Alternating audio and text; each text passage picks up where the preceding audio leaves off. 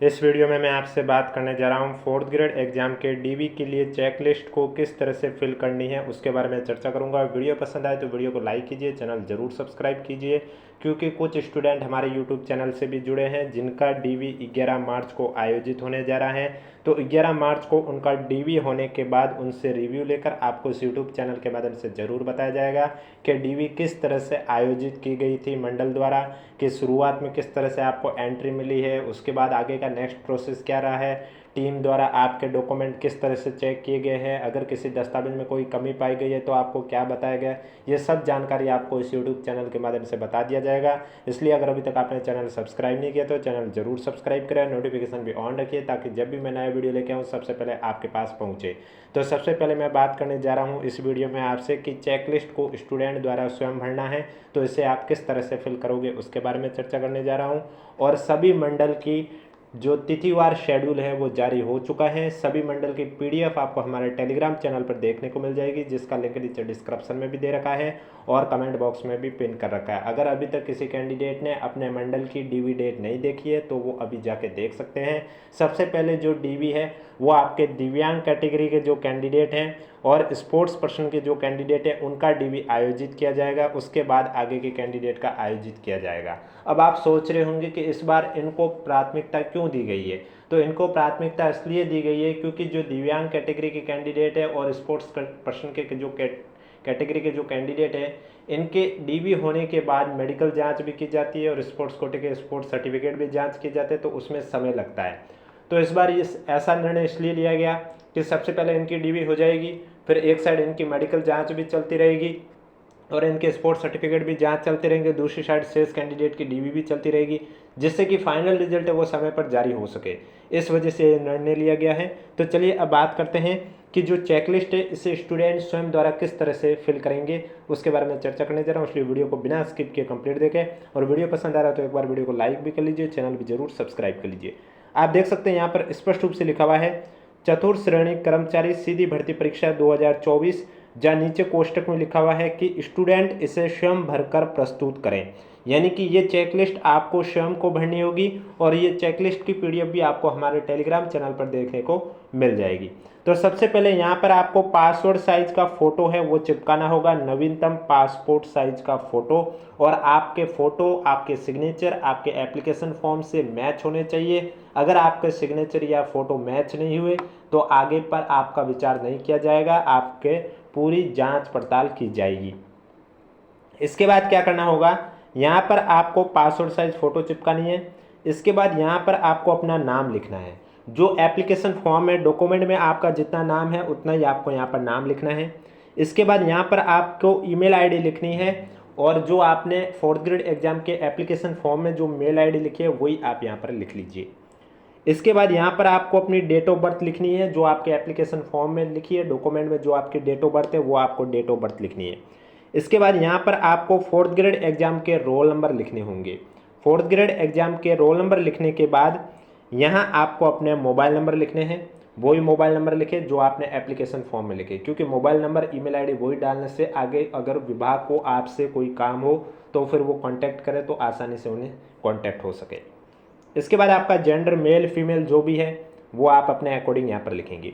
इसके बाद यहाँ पर आपको अपनी एज है वो वर्ष माह और दिन तीनों में लिखनी है कंप्लीट, और किसके अकॉर्डिंग 1 जनवरी 2026, यानी कि 1 जनवरी 2026 में आप कितने साल के थे, कितने महीने के थे, कितने दिन के थे, वो कंप्लीट डिटेल आपको यहाँ पर लिखनी होगी।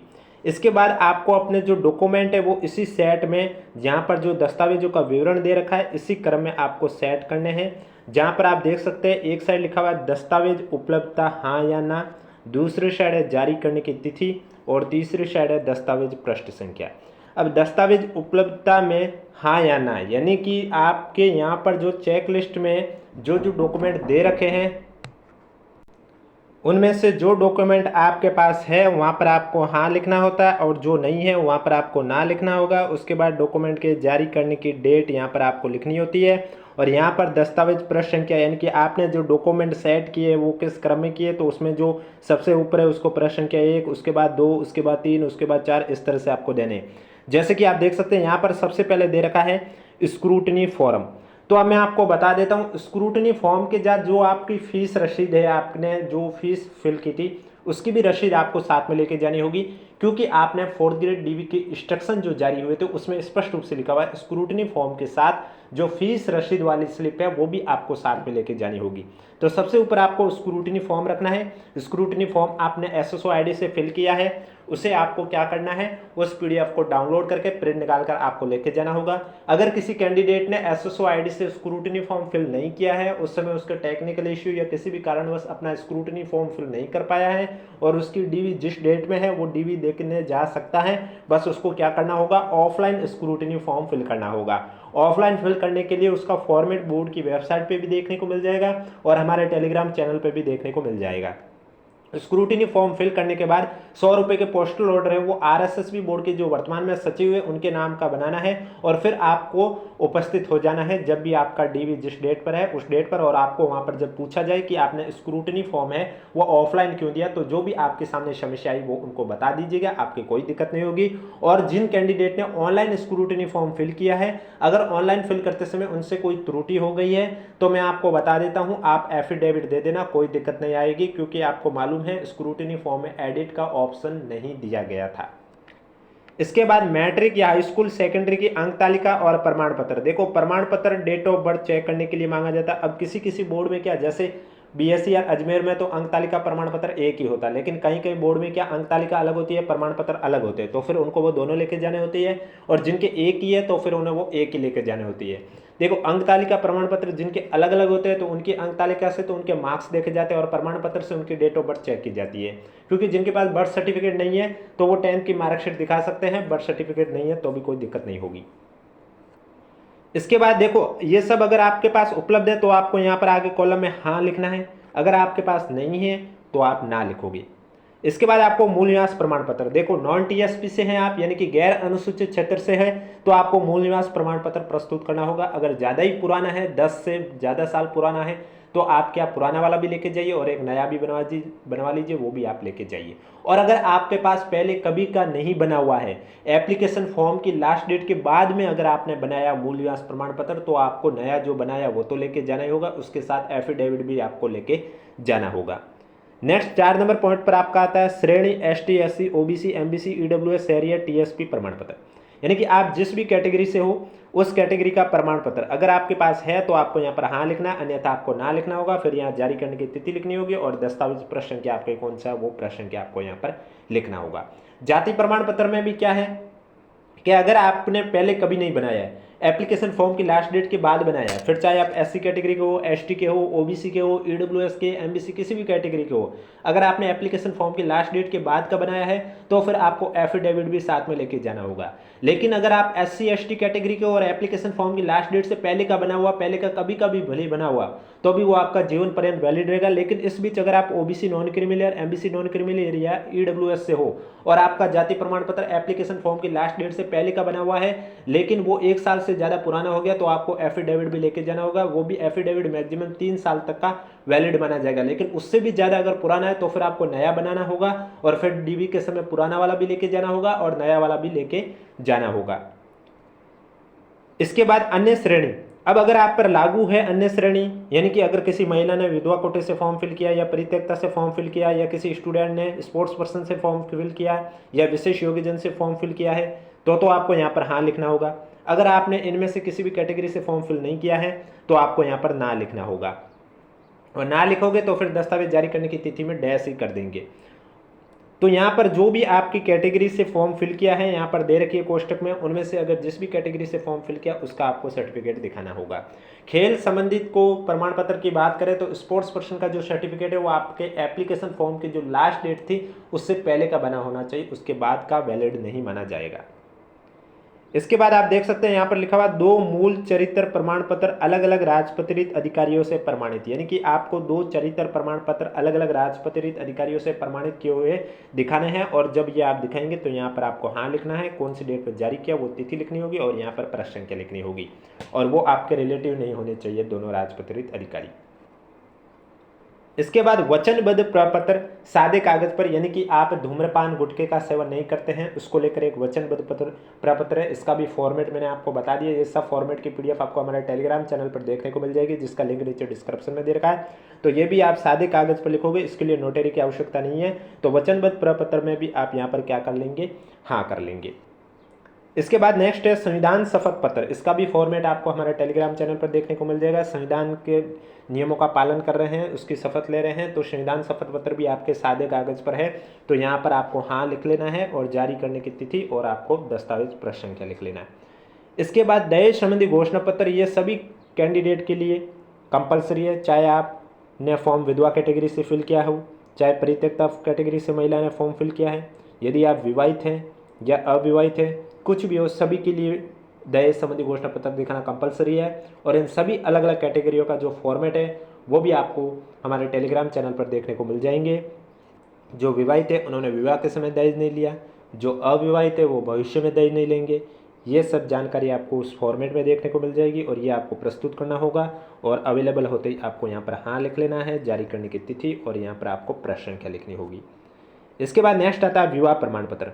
अब देखो, जिनका विवाह 22/5/2006 से पहले हुआ तब सर्टिफिकेट नहीं बनते थे, तो उनका जो प्रमाण पत्र है, शपथ पत्र है, फॉर्मेट है, वो भी आपको हमारे टेलीग्राम चैनल पर देखने को मिल जाएगा। उसके अकॉर्डिंग आपको फिल करके दे देना है।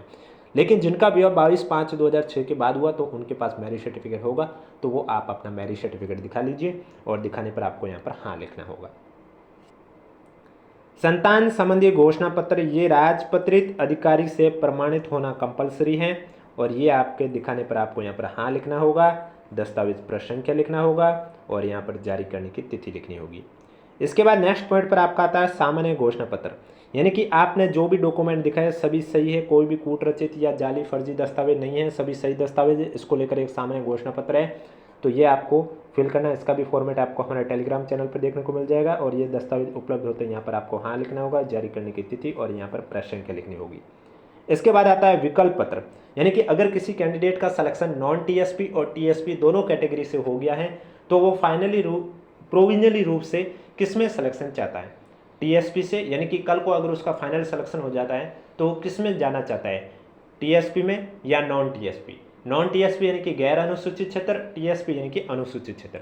तो वो स्टूडेंट अपने अकॉर्डिंग फिल करके दे देगा और जिन पर विकल्प पत्र लागू हो रहा है वो यहाँ पर लिख लेंगे हाँ, और जिनके लिए ये ऐसा नहीं हुआ है, यानी कि जिनका सिलेक्शन दोनों साइड नहीं हुआ है, तो वो फिर यहाँ पर ना लिखेंगे और दस्तावेज जारी करने की तिथि और आगे प्रश्न संख्या।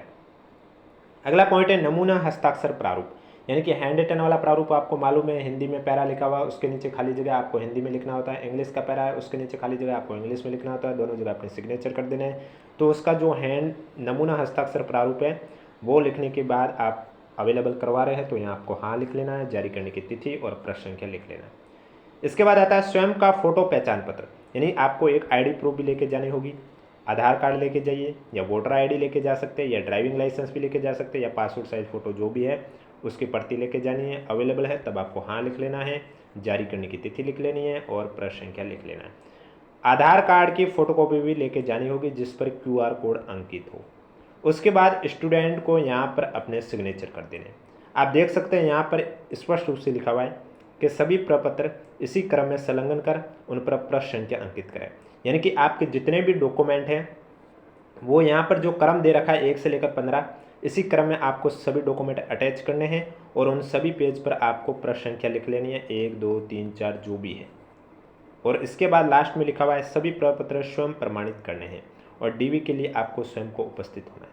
आशा करता हूं आप समझ गए होंगे कि 4th ग्रेड एग्जाम की डीवी के लिए जो चेकलिस्ट है वो किस तरह से फिल करनी है।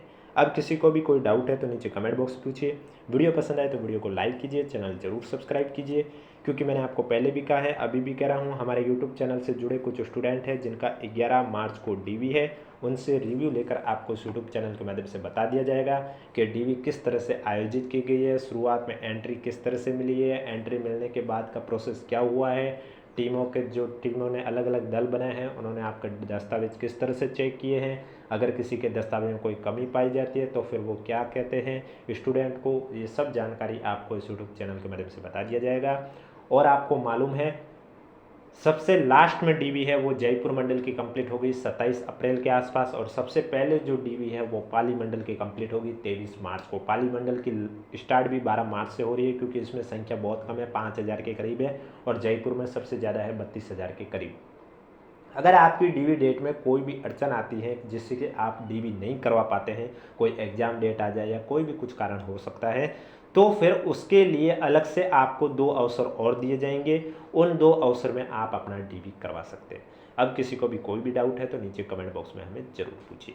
वीडियो पसंद आए तो वीडियो को लाइक ज़रूर करें, चैनल भी ज़रूर सब्सक्राइब करें।